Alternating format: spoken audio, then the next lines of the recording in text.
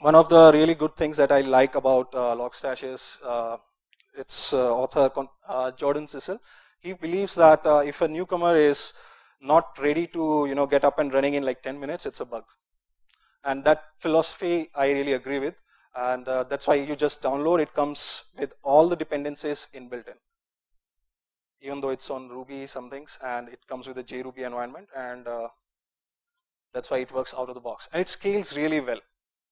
So you can have your setup of 5 to 7 box of your Logstash and Elasticsearch, and it can handle up to millions of events a day and gigabytes of logs. So it scales really well, and a lot of big companies also use it. I believe they use it at DreamHost as well, and it's so easy to use. Like I think you just need to set a config file, and in 10 minutes you can set it up for your own single box setup also. It's that easy. So let's look at the standalone mode of the Logstash, and this is like basically how Logstash works.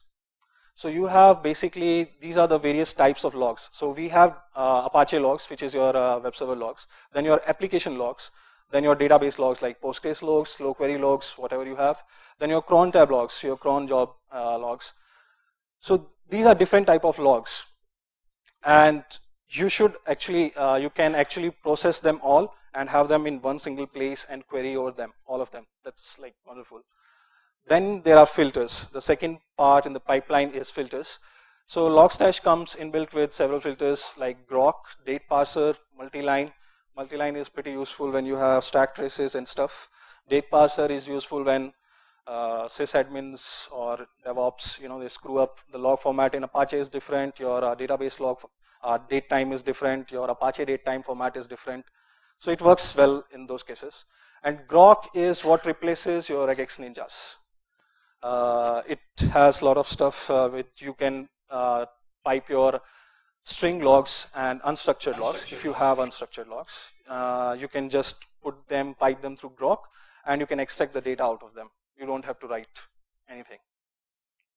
And for output, it comes with Elasticsearch.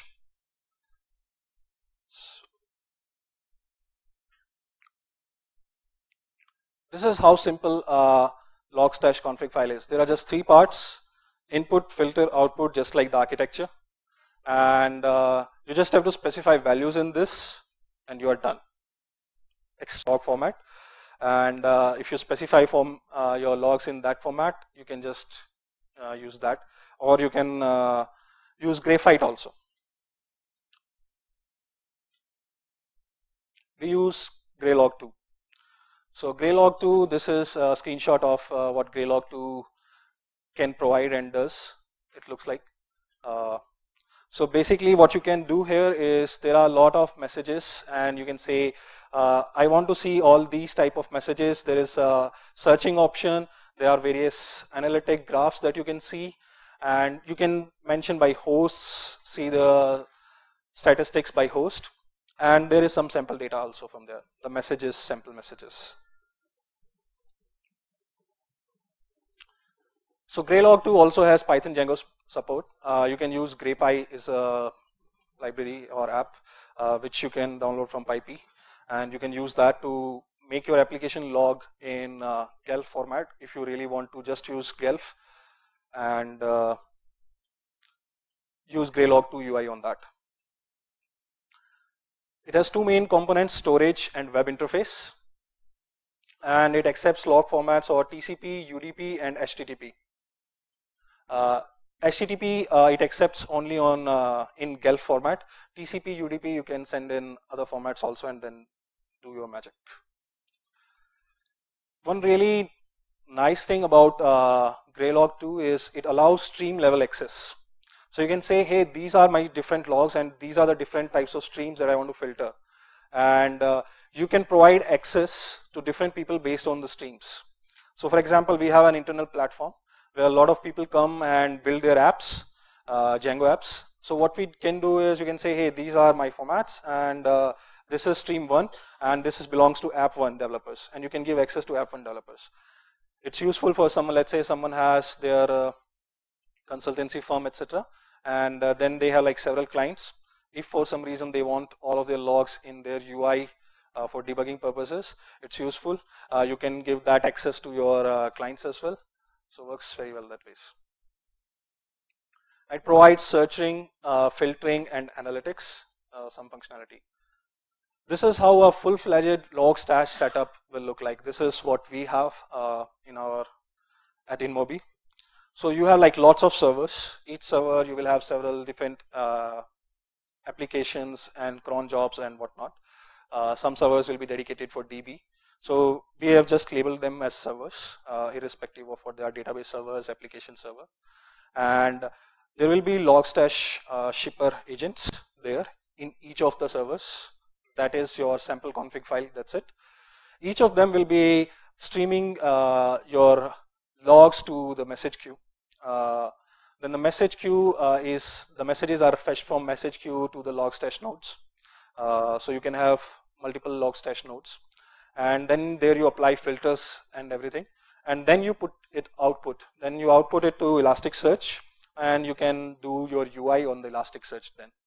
And you can send alerts and specific messages, alerts and all those things, even for your Nginx. You can send alerts for errors in Django, but even for Nginx you can set up alerts and send mails and all those things. So this is a setup that we use, but there are several alternatives to it. So just to quickly wrap, I will discuss some of the alternatives. There is Flume, Scribe, RSSLog. These are the transporting alternatives that you have. Of these, Conduit is basically what we have open sourced.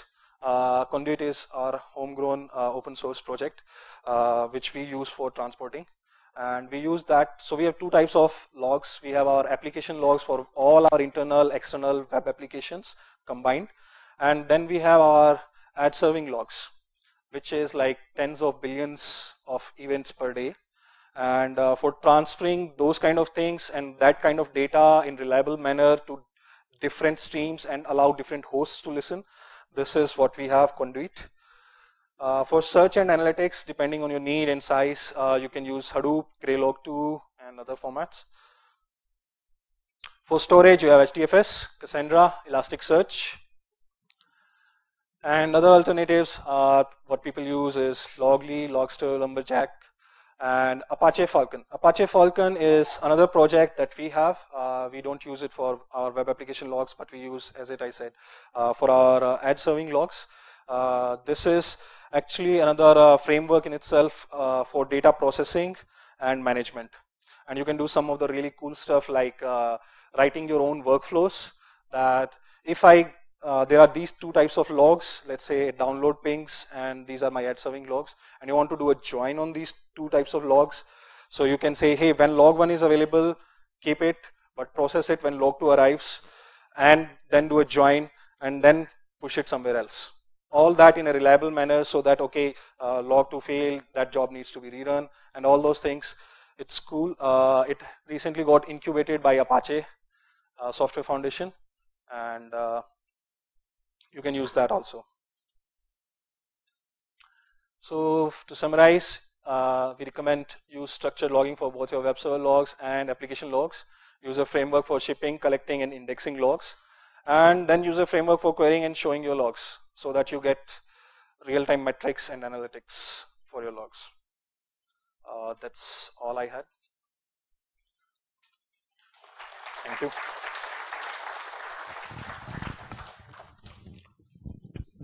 Questions? What's the typical latency between a record getting logged and it either resulting in a Nagios alert or something on the UI? For us, it's not much. It depends on the state your servers are in, but usually it's almost as good as real time. Depends on how much your, if you have a message queue, etc., or if you have just a standalone setup, it's just like almost as good as real time.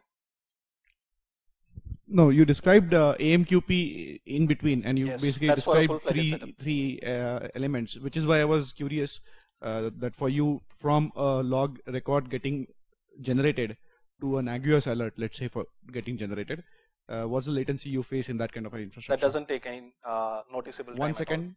No. Or less than? Yeah. Sub-second, okay. I never measured it, but it's not a noticeable time. As soon as it happens, you will get an alert.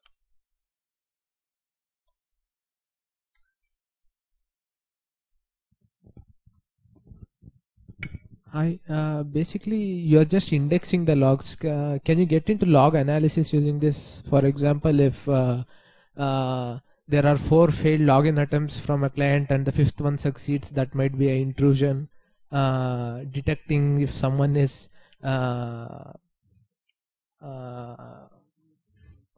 taking too much resources and putting a captcha to prevent bots from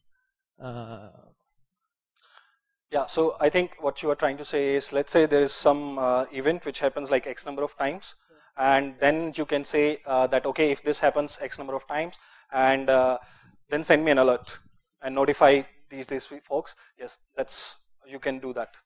That's pretty much true.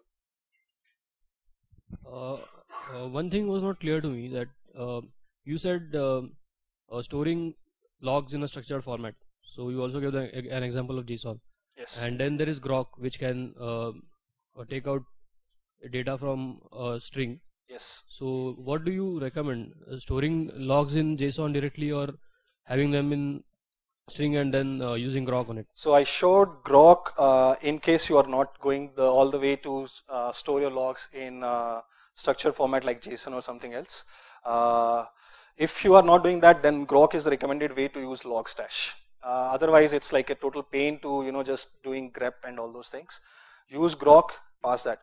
If you are using structured format, even then the JSON itself also you can pass to Logstash, and it can do the same thing.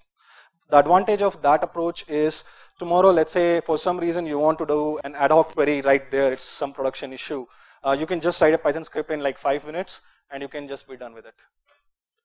Okay, and how much would be the size increase in size of storing structured logs? So Logstash actually does a very good compression of logs. By nature of logs, they can be compressed. So Logstash does the compression when it stores in Elasticsearch. So you can do that. And as I said, it's pretty scalable. You don't have to worry too much about the size and all those things.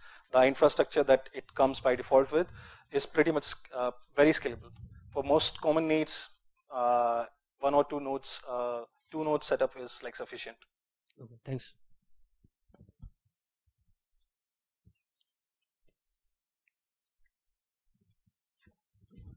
Hi, I'm Rohit. Thanks for the awesome talk. Could you tell us more about like performance for searching the logs in Elasticsearch? Like in production, you have like enormous amount of logs. How do we ensure good performance even when there are hundreds of, or say thousands of users in your website? We don't have thousands of users for the UI, because by default you don't want to give your log interface to everyone. But yeah, we do have a lot of engineers, and that is accessible to them. So it works extremely well there. Second thing that I'm not saying that it does not work for thousands of users, by the way. So it will work, but I haven't tried it. Second thing is for the size and how fast is the searching. It works very well to several hundred of gigs. Several hundred of gigs, you can just pass it in like a second, and so it typically depends on your how good you are indexing. So if you want to query mostly on your response times, then you should index that, and it's pretty fast.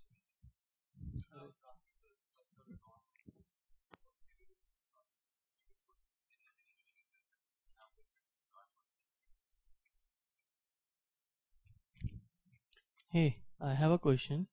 How you generate analytics of out of these logs? Like I have millions of logs with me with the Graylog. Now, how should I generate an analytics out of it? How should I analyze how my applications are working? What are the kind of things that you are using in Inmobi? At Inmobi, we have for the response codes, response times, We have those. We have alerts at different types. We have them for different applications, and that's for web apps. We're actually moving away from cron jobs, so we don't have much there. But these are the typical use cases, and it's very easy to specify your own analytics. As I said, you can specify your own analytics and put them in something like Graphite also. So you can do that, but you have to do the configuration. By default, it comes with several UIs options available based on your configuration, what you have done. So you don't have to write much, just specify the configuration. It will show you the lot of streams and analytics, like, okay, what's the various times, how many events happened of this type at what time and over what period. So I uses our own dashboards. Like my question is like, if there are certain kind of events that is generating, and like how should I make it more intelligent that these are the things that it might be, if it occurs, that keep me alerting. Like, is there some plugins in Graylog or something? That's what I said for the another question that you had. You have to specify that, okay, these are the type of events that I'm interested in. Okay. So you have to configure those things. Yeah, cool. Thanks. If I had to look at the events between various components, let's say a log generated by Apache of a certain type, and that if I want to see if this is generated, does MySQL or some other component generate a log of this kind of a log? How would you do that part? Like, we have distributed components. We want to see that the effect among the same components is correct. So how would that part fall in with this? So I think if I rephrase your question a little bit, then if I have certain kind of events happening in my application server or like Apache web server, then I want to check. Let's say I'm getting a lot of 500s. I want to check how are my health logs in my applications looking? How is my DB logs looking? What are the events that you can do? I haven't done that, but I'm pretty sure you can customize your dashboard to saying that, okay, I want a dashboard where I can see the Apache logs and my database logs and my application logs in one, so that you can juxtapose them and say that, okay, if whenever there is a 500 in the application, at the same time there are a lot of idle in transactions in DB.